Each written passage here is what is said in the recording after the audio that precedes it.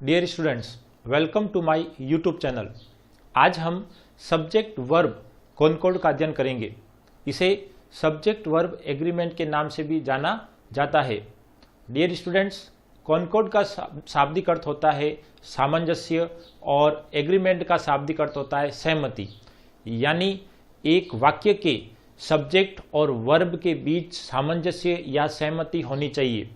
Dear students, यहीं से इसकी परिभाषा निकलती है कि एक वाक्य के सब्जेक्ट के नंबर और पर्सन के अनुसार ही वर्ब का प्रयोग किया जाता है, जिसे सब्जेक्ट वर्ब कॉनकॉर्ड या सब्जेक्ट वर्ब एग्रीमेंट कहते हैं। डियर स्टूडेंट्स, किसी ग्रामर और इंग्लिश राइटिंग के ये कुछ मूलभूत नियम होते हैं जिनको हम एक एक करके पढ़ेंगे। डियर स्टूडेंट्स, यह सब्जेक्ट वर्ब कॉनकॉर्ड पर आधारित वीडियो 4 से 5 भागों में बनेगा, जिससे आप हर एक नियम को अच्छी तरीके से समझ सकते हैं। तो आइए सबसे पहला नियम हम पढ़ते हैं। सबसे पहला नियम आप चाहे तो कॉपी में नोट कर सकते हैं और लिख सकते हैं। पहला, यदि सब्जेक्ट एक वचन हो तो क्रिया भी एक वचन होती है।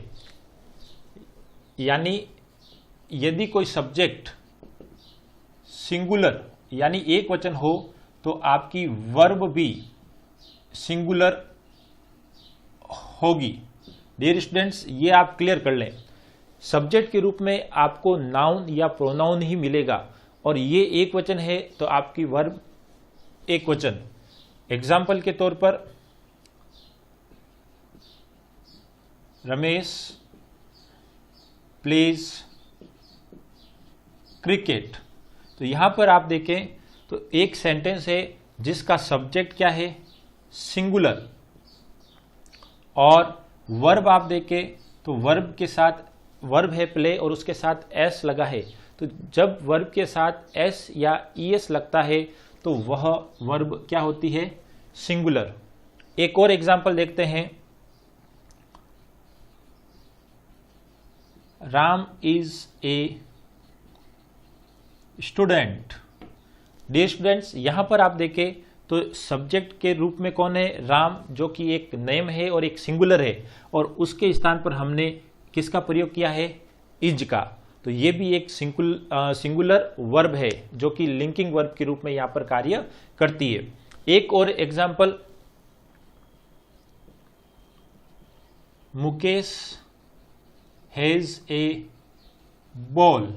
डियर स्टूडेंट्स, यहां पर आप देखें तो मुकेश भी सिंगुलर सब्जेक्ट है और यहां पर हैज जो कि एक सिंगुलर वर्ब के रूप में कार्य कर रही है। तो मुकेश हैज ए बॉल, यानी मुकेश के पास एक बॉल है। तो डियर स्टूडेंट्स, इस प्रकार आप देखें तो प्ले, इज, हैज ये सिंगुलर वर्ब है। तो डियर स्टूडेंट्स, सिंगुलर सब्जेक्ट के साथ सिंगुलर वर्ब का प्रयोग किया जाता है। ये हमारा पहला रूल्स है।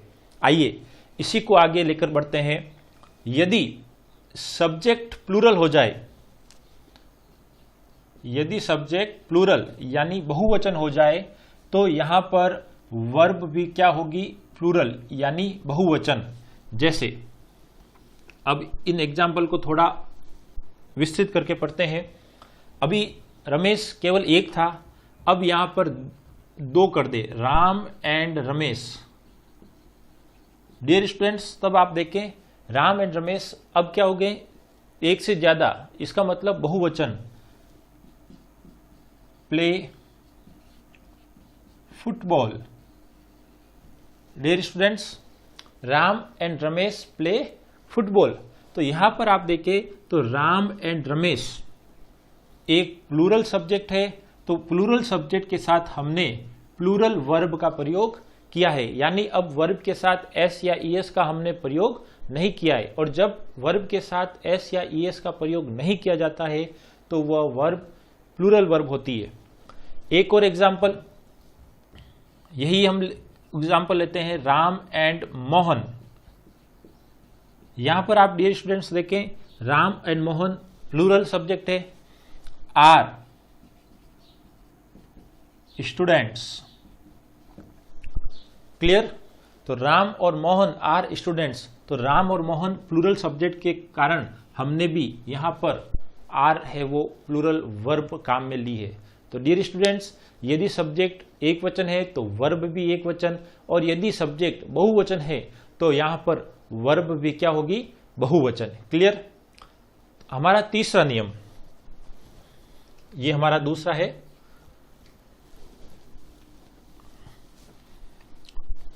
थर्ड, डियर स्टूडेंट्स, यदि सब्जेक्ट के रूप में कोई कलेक्टिव नाउन हो तो वो कलेक्टिव नाउन सिंगुलर होती है। जैसे पब्लिक, आर्मी, मैं यहां लिख देता हूं कलेक्टिव नाउन।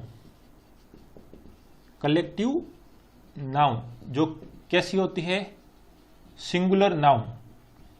कुछ नाउन को प्लूरल भी मानते हैं, वो हम अगले नियम में पढ़ेंगे। यहां पर आप देखें कलेक्टिव नाउन किस प्रकार से हम ट्रीट करेंगे, सिंगुलर नाउन के रूप में। जैसे पब्लिक, टीम, आर्मी, कमेटी, ये कुछ कलेक्टिव नाउन के उदाहरण हैं जिसमें बहुत से नाउन यानी व्यक्ति मिलकर एक टीम को बनाते हैं, बहुत से सोल्जर मिलकर आर्मी को बनाते हैं। यानी a group of soldier, a group of players is called team, a group of soldiers is called army. Clear. Dear students, जब नाउन के रूप में ये चीजें आती है तो इनको हम एज ए सिंगुलर नाउन के रूप में ट्रीट करते हैं, यानी हम इसको एक वचन नाउन मानते हैं। तो इनके साथ हमें सिंगुलर वर्ब ही रखनी है। तो सिंगुलर नाउन तो क्या आएगा, सिंगुलर वर्ब। जैसे एक एक उदाहरण देख ले।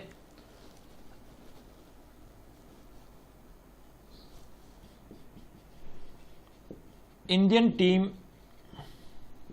Is the best in the world. Dear students, यहां पर आप देखें तो इंडियन टीम, यहां पर टीम है वो एक नाउन है जो कि कलेक्टिव है, और हम इस कलेक्टिव नाउन को एक सिंगल नाउन के रूप में ट्रीट करेंगे। क्लियर। तो इंडियन टीम यानी भारतीय टीम है, is the best in the world, संसार में सबसे अच्छी है। क्लियर। उसी प्रकार आर्मी भी ले सकते हैं, Indian army is the best in the world. Committee का उदाहरण ले।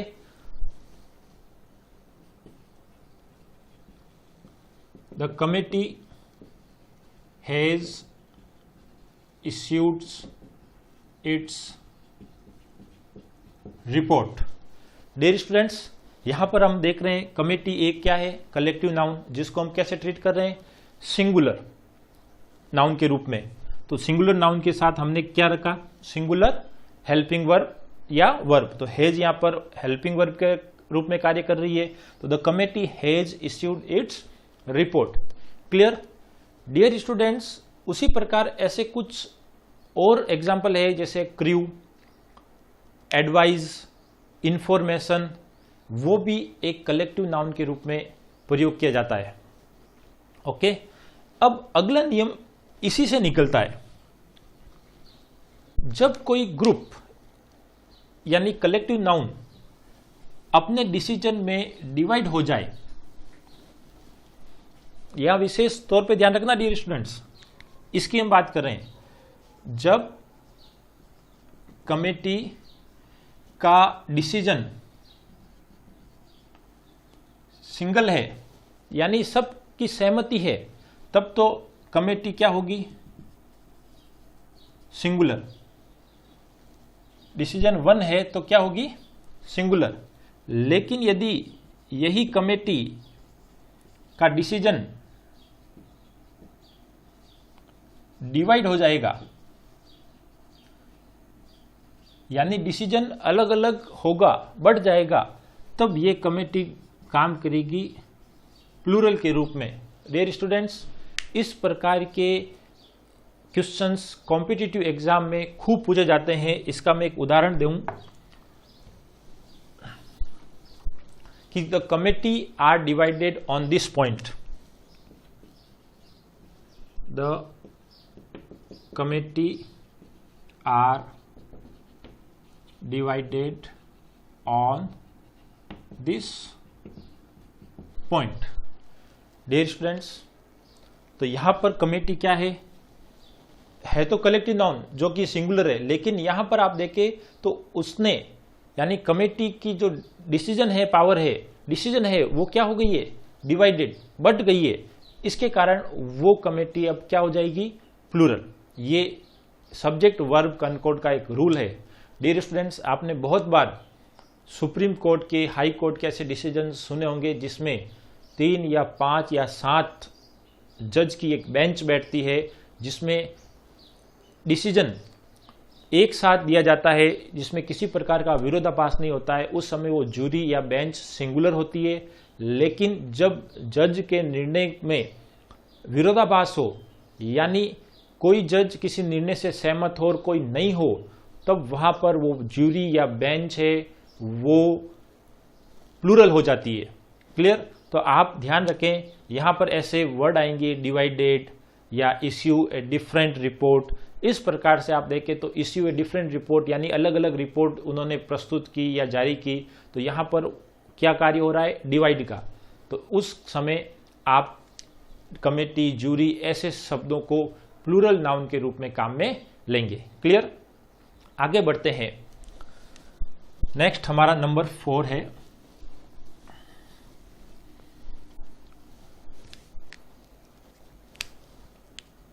कुछ कलेक्टिव नाउन प्लूरल नाउन के रूप में व्यक्त किए जाते हैं, प्लूरल नाउन के रूप में, जैसे people, dozen, 1000। Clear?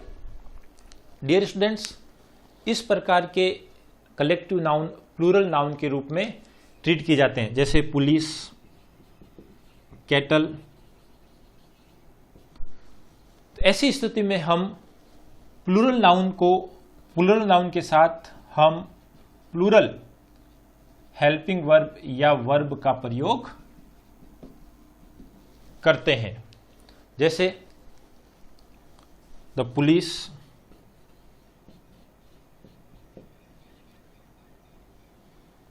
have reached at the accident spot। Dear students, यहां पर आप देखें तो द पुलिस एक कलेक्टिव नाउन है, लेकिन इसको हम प्लूरल नाउन के रूप में मानते हैं, और यहां पर इसके कारण हमने हैव यानी एक प्लूरल हेल्पिंग वर्ब का प्रयोग किया है। क्लियर? एक और एग्जांपल हम देख लें इस पीपल का। People are enjoying the program।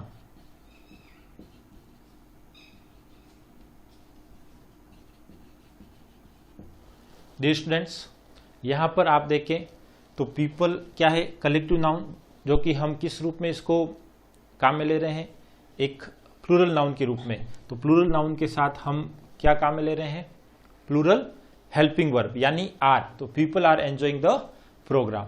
Clear? Dear students, इस प्रकार आप देख लें तो कुछ कलेक्टिव नाउन सिंगुलर होते हैं तो कुछ प्लूरल। क्लियर? अगला हमारा नेक्स्ट है, डियर स्टूडेंट्स, जब 2 या 2 से अधिक सिंगुलर नाउन एंड से जुड़े हो तो उनके साथ हम प्लूरल वर्ब का प्रयोग करते हैं, जैसे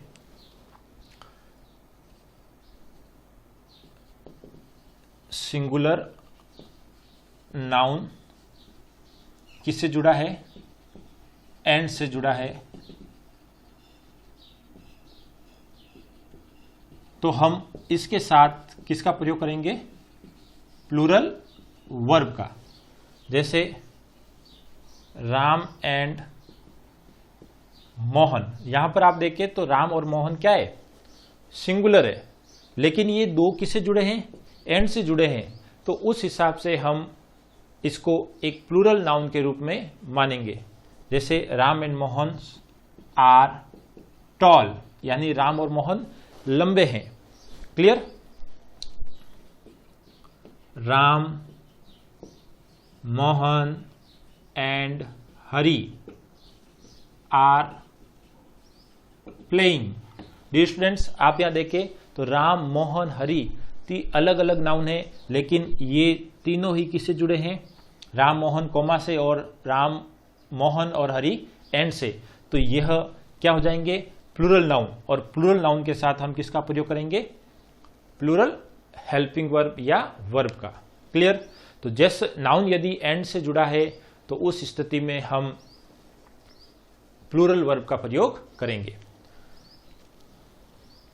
अगला हमारा नियम है, यहीं पर सिंगुलर नाउन की जगह यदि कोई प्रोनाउन हो, यानी दो प्रोनाउन किससे जुड़े हो?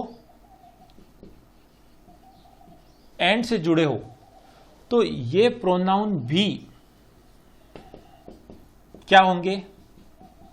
Plural subject. और इस प्लूरल सब्जेक्ट के साथ हम प्रयोग करेंगे प्लूरल वर्ब का। डियर स्टूडेंट्स, यहां पर हम बात कर रहे हैं प्रोनाउन की। जैसे यहां पर दो प्रोनाउन में लूं, ही एंड आई, और उसके बीच में यदि एंड आए, तो अब यहां पर ही एंड आई डबल यानी बहुवचन हो गए, तो उसके हिसाब से हम प्रयोग करेंगे आर प्लेइंग। अब यदि यहां पर हम आई एम प्लेइंग कर देते हैं तो आपका सेंटेंस रॉन्ग हो जाएगा। डियर स्टूडेंट्स, ध्यान रखें, जब ही और आई के बीच में कोई, यानी दो प्रोनाउन के बीच में कोई एंड है, तो फिर आपको उसे प्लूरल प्रोनाउन के रूप में ट्रीट करना है और उसी के अकॉर्डिंग आपको प्लूरल वर्ब का प्रयोग करना है। तो यहां पर आप देखें तो ही एंड आई दो प्रोनाउन है और किसके जुड़ा है? एंड से जुड़ा है। तो यहां पर ये बहुवचन हो गया और उसी के कारण हमने यहां पर आर यानी एक प्लूरल वर्ब का प्रयोग किया है। क्लियर? अगला है हमारा नेक्स्ट, जब। इसको मिटा देता हूं मैं। जब दो या दो से अधिक सिंगुलर सब्जेक्ट एंड से जुड़े हो और उसके पहले जो नाउन है उसमें कोई आर्टिकल ए, एन या द हो और दूसरे नाउन के पहले कोई आर्टिकल नहीं हो, तो वह सिंगुलर सब्जेक्ट के रूप में माना जाएगा। और जब वो सिंगुलर होगा तो सिंगुलर वर्ब ही प्रयोग करेंगे। डियर स्टूडेंट्स, ध्यान से सुने। जब दो या दो से अधिक सिंगुलर सब्जेक्ट, यहां पर मैं एक शब्द का मैं लूं, क्लर्क एंड टाइपिस्ट। क्लियर? और ये किससे जुड़ा है? एंड से। यानी जब दो या दो से अधिक, यानी यहां हम दो काम में ले रहे हैं, दो नाउन किससे जुड़े? एंड से। और उसमें कोई आर्टिकल, यानी यहां पर एक आर्टिकल जैसे ए,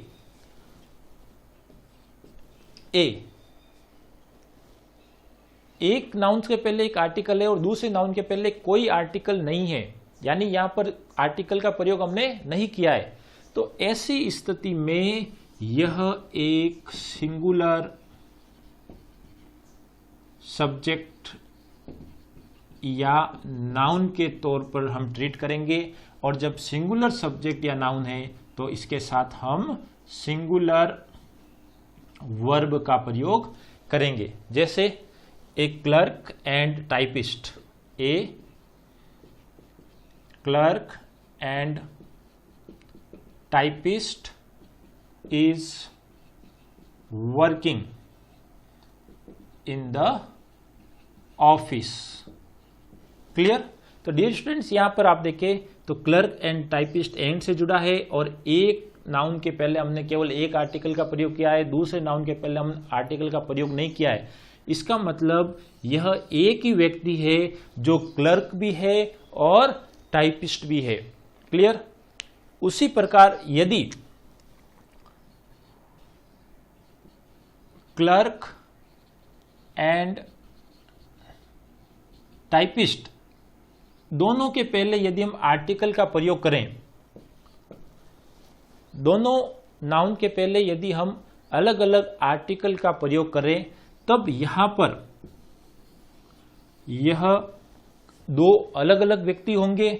और जब दो अलग अलग व्यक्ति होंगे तो यह हमारा प्लूरल सब्जेक्ट या नाउन होगा। और जब प्लूरल सब्जेक्ट या नाउन होगा तो हम इसके साथ प्लूरल वर्ब का प्रयोग करेंगे। यानी दो अलग अलग नाउन के साथ यदि अलग अलग आर्टिकल हम प्रयोग कर रहे हैं तो ऐसी स्थिति में यहां पर दोनों ही क्या हो जाएंगे, अलग अलग, यानी बहुवचन, और उस स्थिति में हम बहुवचन वर्ब का प्रयोग करेंगे। तो यहां पर अपना सेंटेंस ये हो जाएगा, a clerk and a typist are working in the office.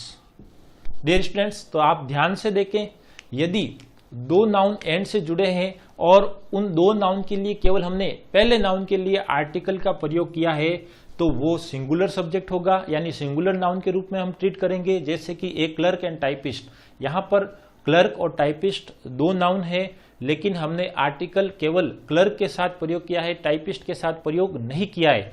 तो यहां पर एक ही व्यक्ति होगा जो क्लर्क भी है और टाइपिस्ट भी है, तो इसलिए हम इसको सिंगुलर सब्जेक्ट के रूप में ट्रीट करेंगे और सिंगुलर सब्जेक्ट के साथ हमेशा हम लगाते हैं सिंगुलर हेल्पिंग वर्ब और वर्ब। अब यहां पर स्थिति यह है कि वही दो नाउन है, क्लर्क और टाइपिस्ट, लेकिन हमने दोनों के साथ अलग अलग, आप देखें तो हमने आर्टिकल ए का प्रयोग किया है।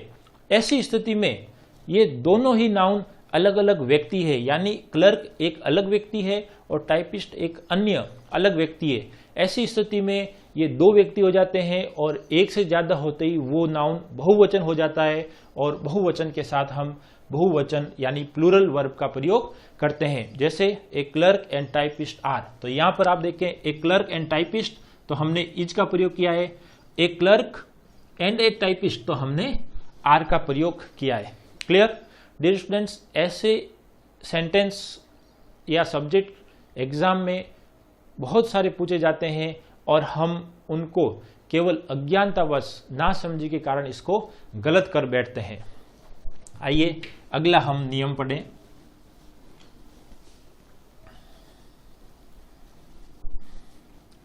डियर स्टूडेंट्स, कुछ सब्जेक्ट एक फ्रेज के रूप में प्रयोग होते हैं और उनके बीच में एंड आता है। जैसे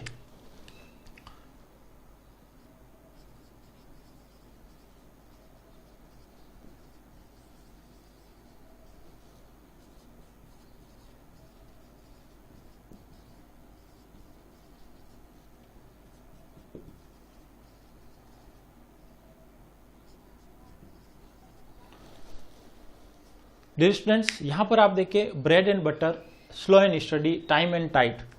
यहां पर आपको दो भिन्न भिन्न सब्जेक्ट दिखाई दे रहे हैं और ये किससे जुड़े हैं, एंड से। लेकिन यहां पर ये चीजें एक फ्रेज में है, एंड भी इनसे जुड़ा हुआ है, लेकिन फिर भी ये सिंगुलर सब्जेक्ट के रूप में प्रयोग किए जाते हैं। यानी यहां पर ये अलग अलग नहीं होकर एक यूनिट के रूप में कार्य करती है। जैसे bread and butter is my favourite breakfast, तो यहां पर ब्रेड एंड बटर दो अलग चीज नहीं है, बल्कि बटर है वो ब्रेड पर लगा हुआ है और वो मेरा ब्रेकफास्ट है। तो हम इसको कैसे ट्रीट करेंगे, सिंगुलर सब्जेक्ट के रूप में।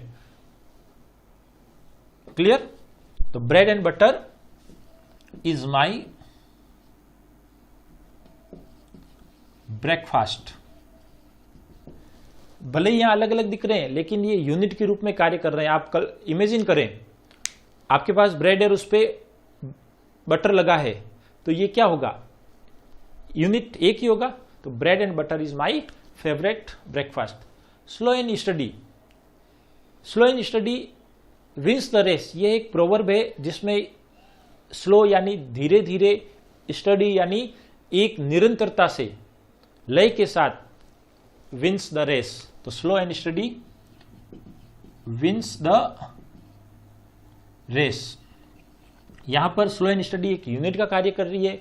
यदि कोई व्यक्ति धीरे धीरे लेकिन नियमित रूप से चले तो वह निश्चित तौर पर रेस जीतता है। यानी ये विद्यार्थियों पर भी लागू होती है कि यदि विद्यार्थी थोड़ा धीरे धीरे लेकिन रोजाना नियमित रूप से पढ़े तो चाहे कैसा भी कॉम्पिटिशन एग्जाम हो वो उसको क्रैक कर सकता है। Clear, time and tides waits no one.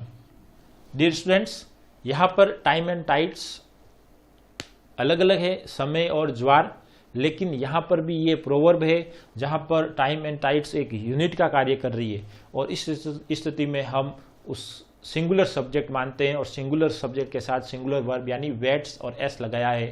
Weights no one, यानी समय और ज्वार किसी का इंतजार नहीं करता है। क्लियर? एक और एग्जाम्पल हम ले लें।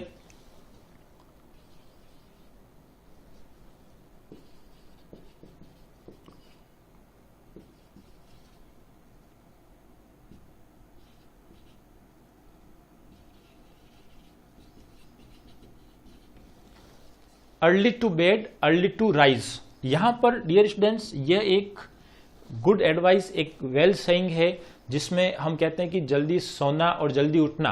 तो early to bed early to rise, इसको हम एक यूनिट के रूप में मान रहे हैं। Is a good habit, is a good habit. Dear students, यहां पर आप देखें तो early to bed early to rise एक एडवाइस के रूप में है जिसको कहा गया है कि ये एक अच्छी आदत है, यानी जल्दी सोना जल्दी उठना एक अच्छी आदत है। तो डियर स्टूडेंट्स, ऐसी स्थिति में जब आपके नाउन अधिक हो, एंड हो, लेकिन यदि वो एक यूनिट के रूप में कार्य करे तो वो सिंगुलर होती है और सिंगुलर नाउन के साथ हम सिंगुलर हेल्पिंग वर्ब या वर्ब का प्रयोग करते हैं। आइए हम अगला रूल्स पढ़ते हैं।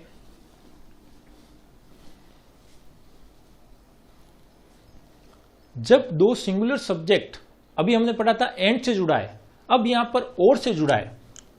जब कोई दो सिंगुलर सब्जेक्ट किससे जुड़ा है? और से।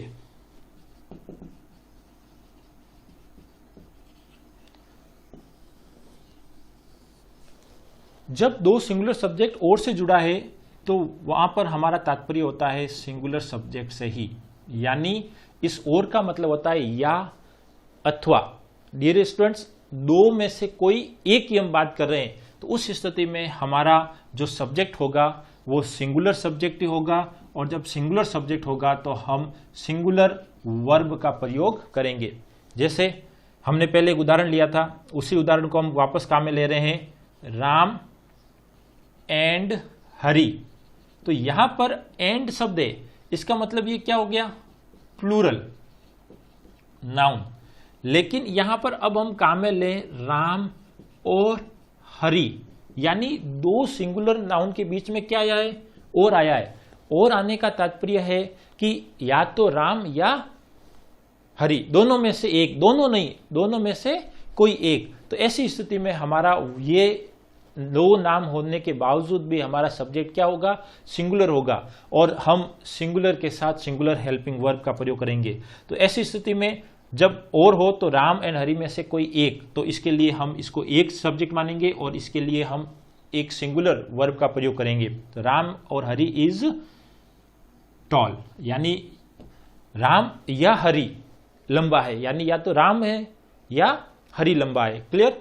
लेकिन यहां पर यदि एंड हो तो वहां पर वो प्लूरल नाउन होगा और दोनों ही माने जाएंगे, तब हम यहां इज की जगह वहां प्रयोग करेंगे आर। क्लियर? तो डियर स्टूडेंट्स, इस प्रकार यदि कोई दो नाउन के बीच में एंड आए तो वो प्लूरल होता है और यदि दो नाउन के बीच में और आए तो वो सिंगुलर होता है। डियर स्टूडेंट्स, आज के लिए इतना ही। आप इस वीडियो को वापस 2 बार देखें और रिवीजन करें ताकि आप बेहतर ढंग से सब्जेक्ट वर्ब कॉन्कॉर्ड समझ सके। और यदि आपने अब तक चैनल सब्सक्राइब नहीं किया है तो प्लीज सब्सक्राइब दिस चैनल, क्योंकि इसके बाद मैं एक और वीडियो सब्जेक्ट वर्ब कॉन्कॉर्ड पर लेकर आने वाला हूं जिससे आप सब्जेक्ट वर्ब कॉन्कॉर्ड को बेहतर ढंग से समझ सकेंगे। Thank you very much.